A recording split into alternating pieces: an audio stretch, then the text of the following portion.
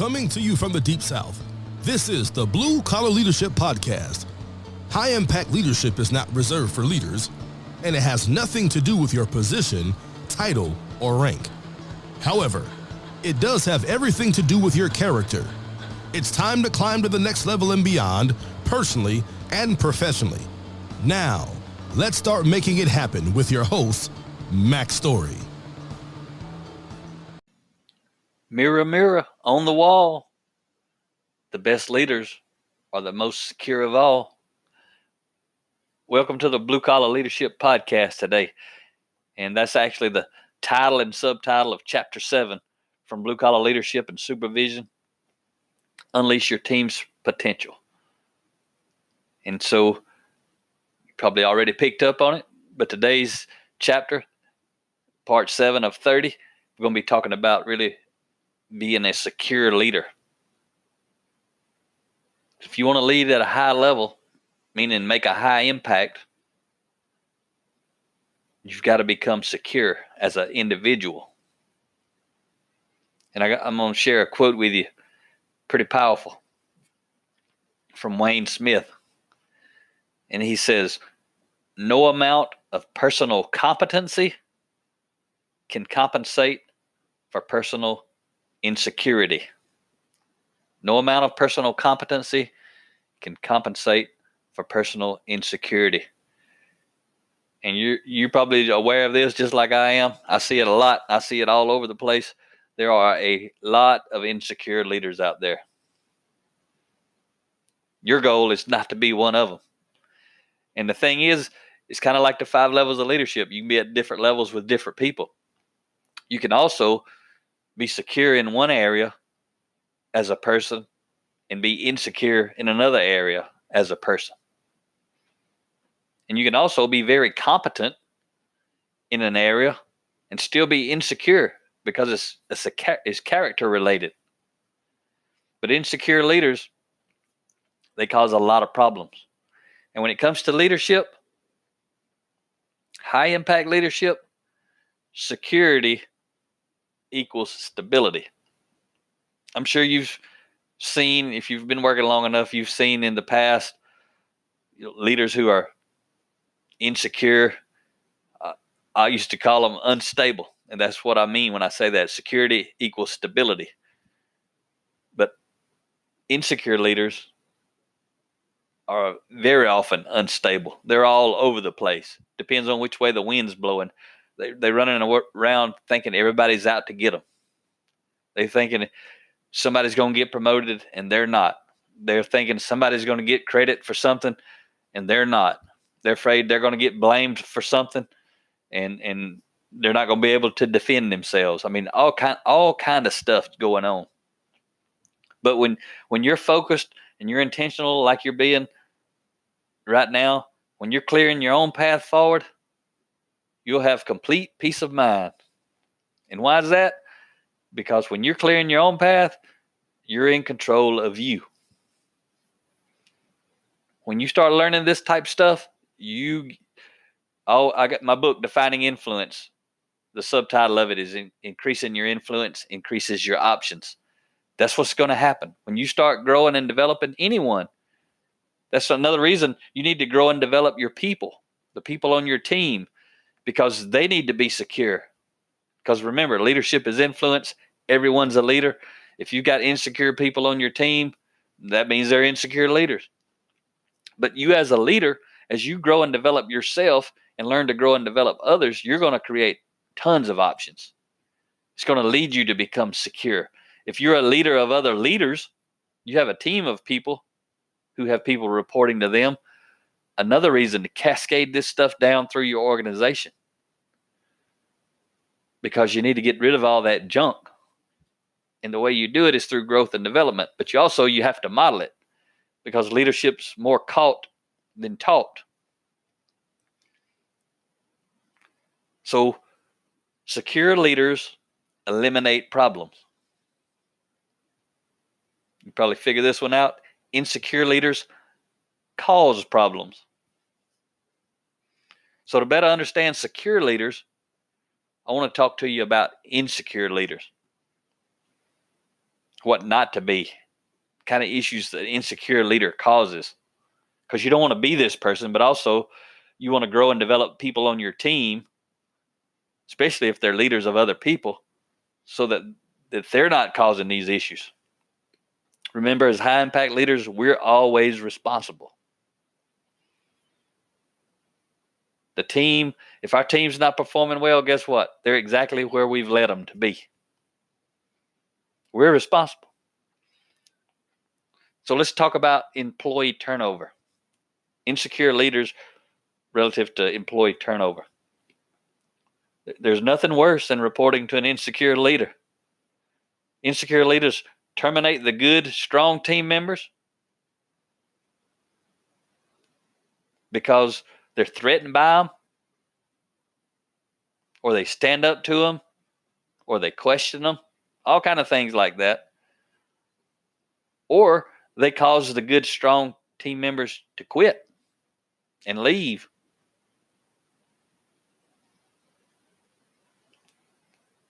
And so when it comes to turnover, insecure leaders are like gas on the fire. Wherever there's high turnover, I promise you there's insecure leaders in that organization, maybe all the way to the top. But whenever there's high turnover, there's insecure leaders. That's you'll see as we go through this list. I'm going to share 7 things with you that insecure leaders cause, and you'll be able to relate, I'm sure, if you've been working long enough. You don't take very long to see it. And the other thing they do is they cause some people don't leave. They don't quit and leave. They quit and stay. That's even worse. They're doing the bare minimum to get paid. And unfortunately, in a low impact management type environment, most managers are trying to pay people the least amount to keep them on the job, and the people are trying to do the least amount to stay on the job. I mean, that's just crazy to me, but that's the way a lot of organizations and teams work. It's sad, but that's why we're on this mission. So a second thing is employee disengagement. Insecure leaders create distrust. And an insecure leader is the first to take credit when things go well. And they also the first to blame the team when things don't go so well. Whenever an insecure leader is creating distrust, they're creating disengagement in the organization. Could be below them in the org chart, could be beside them, could even be above them.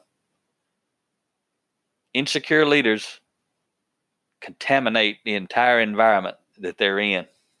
One of them will. Imagine if you got 10 or 15, 20 of them in an organization, or hundreds if you really, thousands even in a big organization. And that can happen. I see it. It's not theory for me. I live in that world. I've seen it over and over and over. I'm sure it's not theory for you. This stuff's common sense. But remember, insecure leaders have disengaged team members, and it's really because they're disengaged again as leaders. They may be engaged as managers, but the team needs leadership. A third thing is lack of communication. And these things are in the book, but I'm just kind of giving you a little bit of the information and sharing some additional thoughts. But again, grab the book, dive into this stuff, and really think about it, especially if you've got other people on your team. The third thing, though, is lack of communication. Insecure leaders, they don't openly and freely share information. You got to remember, they're insecure, so they're not openly and freely sharing information because they want those on their team to know only what they need to know to do their job. And unfortunately, sometimes even less. Insecure people hoard information. They don't want people asking them questions. If they tell somebody some information, they're going to get some questions, and then they may not have answers. And so insecure people, again, are trying to control everything. That's just a trait of insecure people. So they don't communicate very well. They keep everything close to the vest, so to speak. Fourth thing, lack of accountability. Insecure leaders are quick to point the finger of blame at anyone other than themselves. Insecure leaders are quick to point the finger of blame at anyone other than themselves. See, there's a reason people blame other people. Insecure leaders, there's a reason. Because there's only one other choice, is to take responsibility. And there's a quote from Henry Cloud. He says, "Blame is comfort food for the soul." And that's what insecure people are doing. They're comforting their own soul by blaming other people. The insecure leader's tactics cause others to waste time and energy defending themselves. When people start blaming everybody, everybody's in defense mode. High impact leader takes responsibility, frees up everybody else to accomplish the mission. I remember when I've been leading teams and something goes wrong, and I may literally not have done it, but I'll say I'm responsible. Leave the team alone. Don't blame them. Blame me, because I know they're not going to fire me when I'm in there. We're getting results. We're getting stuff done, but some goofy little thing happened. Was really nothing. But some insecure leader somewhere wants to blame somebody, so I always hold my hand. Blame me. It's my fault. I should have been watching. I should have been paying attention. I should have told them. Blame me. I can deal with it. I can handle it. And the team is off killing it. But if I was a weak, insecure leader as a consultant back in those days, I would have been looking for somebody to blame, and the team would have been not functioning well. I wouldn't have been functioning well, and would have been a totally, completely different outcome. So the fifth thing is lack of teamwork. I just kind of described that a little bit. Insecure leaders don't value teamwork because they think they should have all the answers. High impact leaders want to have all the questions. Low impact leaders want to have all the answers. High impact leaders are secure, so they don't mind if they appear as they don't know. They'll ask questions when they actually know, because high impact leaders use questions to grow and develop their team, to see how they think, why they think the way they do, to help them take ownership by letting them decide what's next. The insecure leader also doesn't want his or her thinking to be challenged in front of others. That's one reason an insecure leader tries to stay away from the team. You'll only see them when something's going wrong or they need to give directions. That's a sign of a low impact leader, manager of people. They don't want to get involved. Somebody might ask them something. They might have to help somebody, or they might not have an answer. So they hide in the shadows, whatever that means. Sixth thing is lack of succession planning.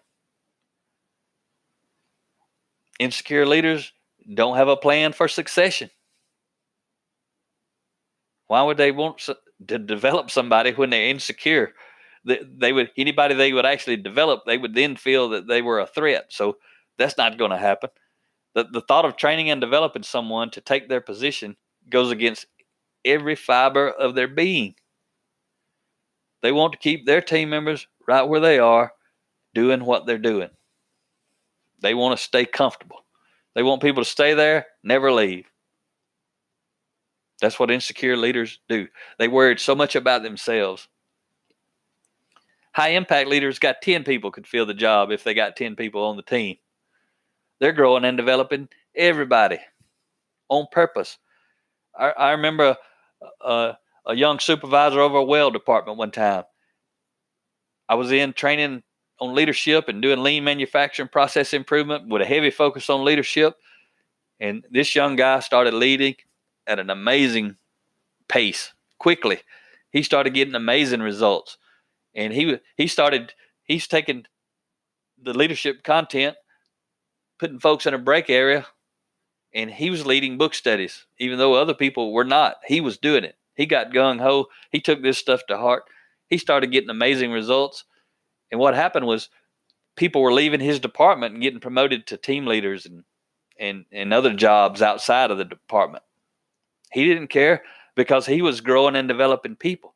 And while they was on his team, they appreciated him. They were a high-performance team because he was a high-impact leader. It was awesome to watch.